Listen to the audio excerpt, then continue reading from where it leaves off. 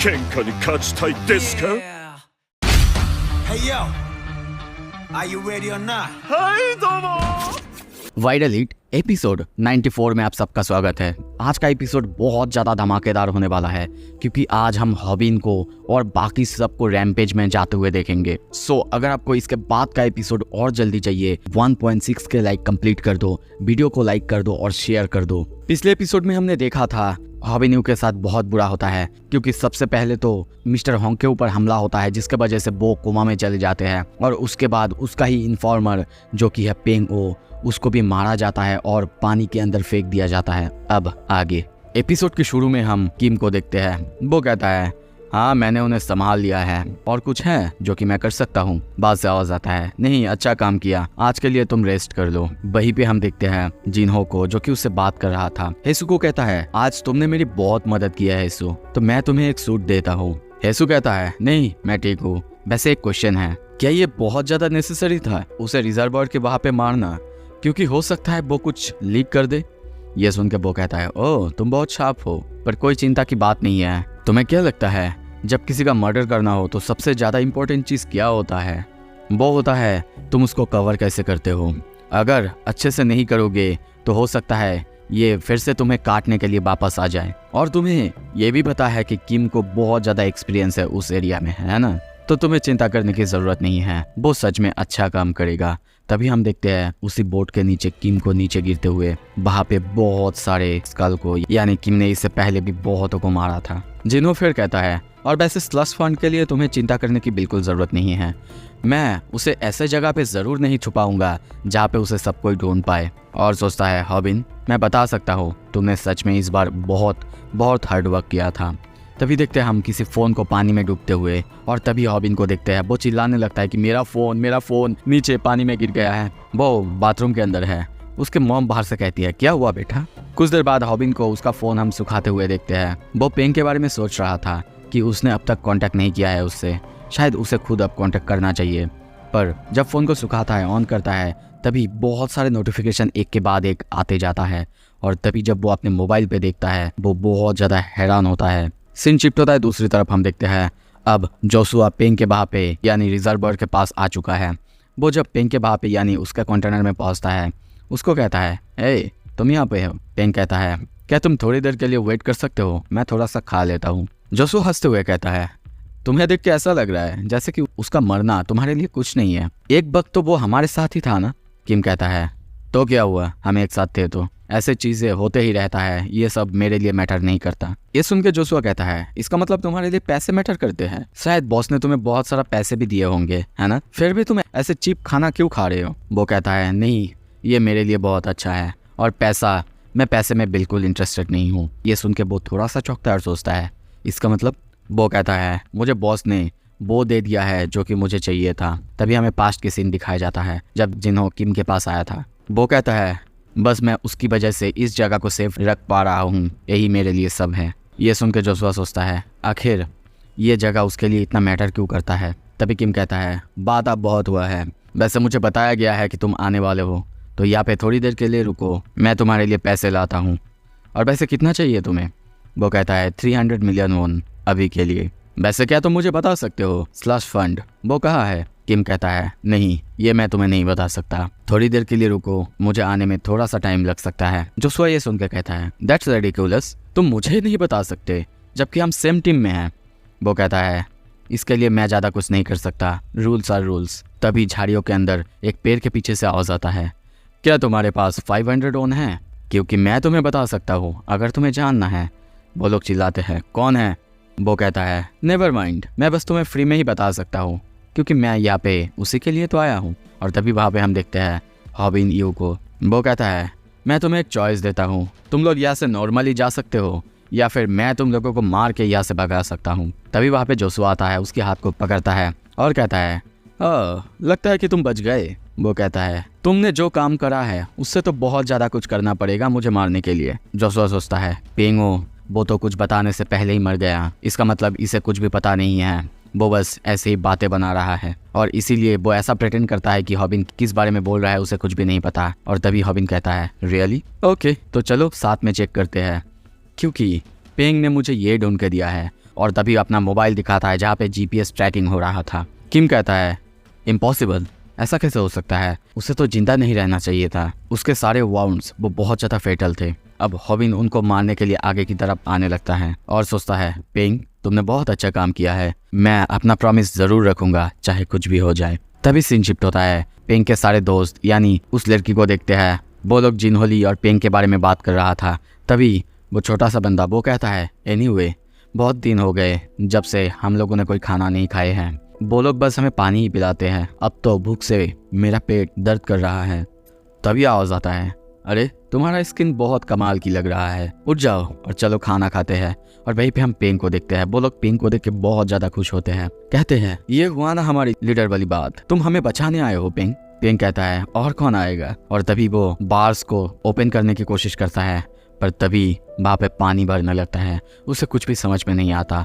पानी धीरे धीरे उसके सर के ऊपर जाने लगता है और तभी वो आँख खोलता है और अपने आप को पानी के अंदर पाता है और सोचता है ऐसा लग रहा है जैसे कि मैं मर चुका हूँ। पर तभी वो अपने पैरों को खोलता है और सोचता है नहीं, मैं अभी नहीं मर सकता, अपने दोस्तों को बिना बचाए तो बिल्कुल नहीं। मोबाइल का फ्लैश ऑन करता है और तभी आसपास देखने लगता है। जब देखता है चारों तरफ बस इंसानों का स्केलेटन या फिर कंकाल गिरा हुआ है और सोचता है प्लीज़ प्लीज़ प्लीज़ प्लीज़ मेरी विजन आउट होने से पहले मुझे उसे ढूंढने दो प्लीज़। तभी सामने जाके चौंकता है क्योंकि उसके सामने पैसों से भरा हुआ हम सब कुछ देखते हैं। वो अब टाइपिंग करने लगता है, पर टाइपिंग करते हुए वो धीरे धीरे अब अनकॉन्शियस होते जा रहा है और सोचता है नहीं अभी नहीं प्लीज़, मैं ऑलमोस्ट टाइप कर चुका हूँ। और सोचता है हॉबिन प्लीज़ मेरी दोस्तों को बचा लेना। हॉबिन मोबाइल में देखता है और सोचता है पेंग आखिर तुमने ये क्यों कहा। दूसरी तरफ पेंग को हम पानी के अंदर डूबते हुए देखते हैं। उसने SMS भेजा था, पैसे की लोकेशन मिल चुका है, प्लीज़ मेरे दोस्तों को बाहर निकाल के सबसे पहले उनको खाना खाने देना। सीन शिफ्ट होता है, हम देखते हैं प्रेजेंट में। जोशुआ कहता है क्यों मोरन, जहाँ पे पैसे थे वहाँ पे तुमने उसे क्यों मारा। वो कहता है ये रूल्स है। ये सुनकर जोशुआ कहता है तुम्हारी ये रिडिकुलस रूल्स, आखिर इसे बनाया किसने। ठीक है वो तो लकी था, पर तुम लकी नहीं होगे हॉबिन। वैसे अपने साथ तुम कितने आदमी को लेके आए हो, मेरे पास देखो। और तभी देखते हैं बहुत सारे आदमी वहाँ पे उसके साथ आए हैं, जो कि आते ही हॉबिन को घेर लेते हैं। हॉबिन उन सबको देखते हुए हंसते हुए कहता है हाँ अच्छा ही हुआ इतने सारे लोग आए यहाँ पे, क्योंकि अगर नहीं होते तो फिर मैं उनको हेल्प के लिए बुला के बेकार काम करता। और तभी देखते हैं वहाँ पे तेहुन और मियोनसांग एक साथ आए थे। तेहुन मियोनसांग को देखते हुए कहता है वो यहाँ पे क्या कर रहे हैं, तुमने तो कहा था ना मैं अकेला पर्सन हूँ जिसको कि तुमने हेल्प के लिए बोला था, तुम मुझसे झूठ बोलते हो हॉबिन, मुझसे झूठ बोलने की हिम्मत कैसे हुई हॉबिन तुम्हारी। हॉबिन कहता है मैंने तुमसे कहा था कि तुम पहले हो जिससे मैंने पूछा है, ना कि तुम आखिरी। मियोनसांग पूछता है तो ये सारे बंदे हैं जिन्होंने की भूमि को थ्रेटन किया था। उसके बाद बिना सुने तेहुन बाकी एक बंदे को जोरदार एक किक मारता है और दोनों आपस में झगड़ने लगते हैं।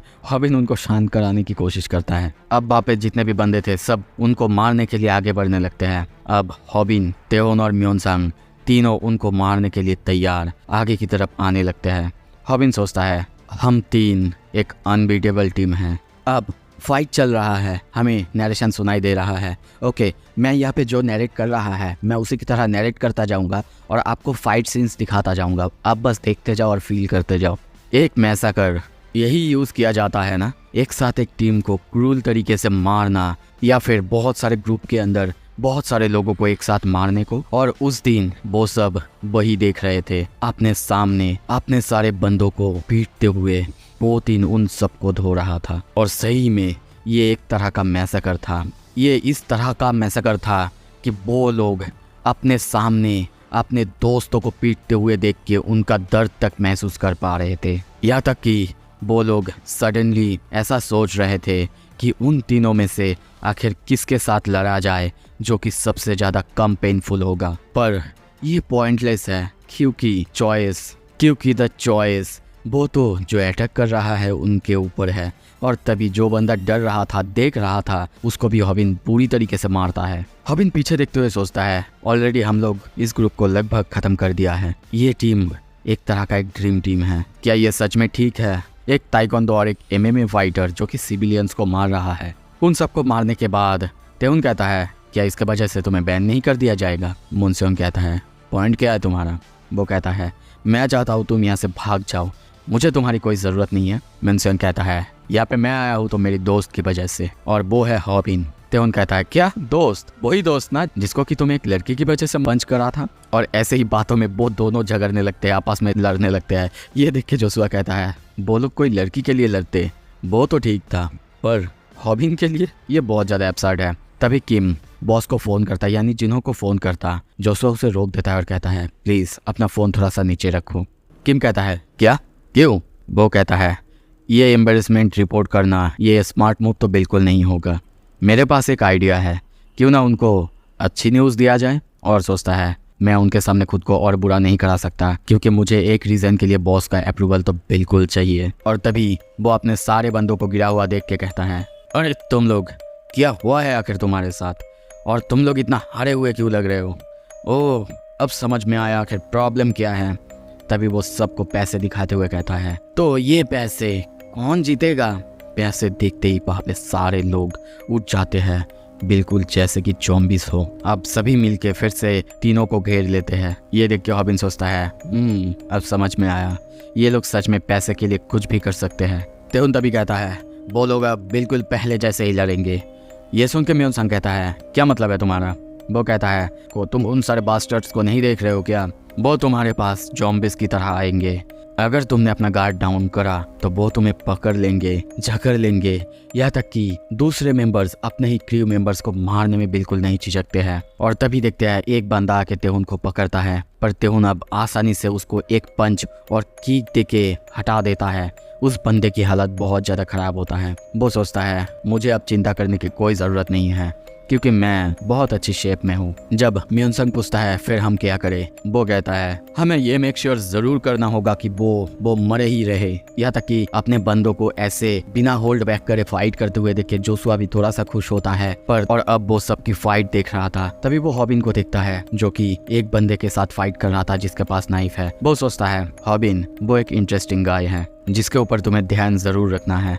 वो बहुत ज़्यादा अनप्रेडिक्टेबल है, उसके अटैक्स भी बहुत ज़्यादा अनप्रेडिक्टेबल है। ओके, मैं यहाँ पे भी नरेट करता जा रहा हूँ जो जोशुआ देख रहा है और सोच रहा है। आप लोग बस देखते जाओ फाइटिंग्स। अगर तुम उसके सामने कोई अलग से अटैक करने की कोशिश करा तो फिर वो तुम्हारे ही ऊपर बैकफायर करेगा। और नेक्स्ट तेहुन सियोंग, उसका किकिंग रेंज बहुत ज़्यादा एक्सेप्शनल है, यहाँ तक कि उसका जो स्पिनिंग किक्स वो भी कोई जोक नहीं है। तो फिर उसे हराने के लिए सबसे पहले उसके पैरों का हमें कुछ करना होगा। और लास्टली ये बंदा ये कोई ऑर्डिनरी फाइटर नहीं है, इसकी रिफ्लेक्सेस बहुत ज़्यादा इनक्रेडिबल है, बहुत फास्ट है। अब कोई डाउट नहीं है ये बंदा भी बहुत अच्छा फाइट कर सकता है। अब तो ये बहुत ज़्यादा इंटरेस्टिंग हो रहा है। वैसे भी हम भी बहुत जल्दी फाइट में उतरने ही वाले हैं। तभी देखते हैं बाप गाय को जो कि सोया हुआ है। सीन शिफ्ट होता है दूसरी तरफ, जिन्हों को देखते हैं वो बात कर रहा था। तभी उसके पास कॉल आता है जो कि असेंबलीमैन मिस्टर हान का था, जो कि आज बहुत अच्छे से उससे बात कर रहा था।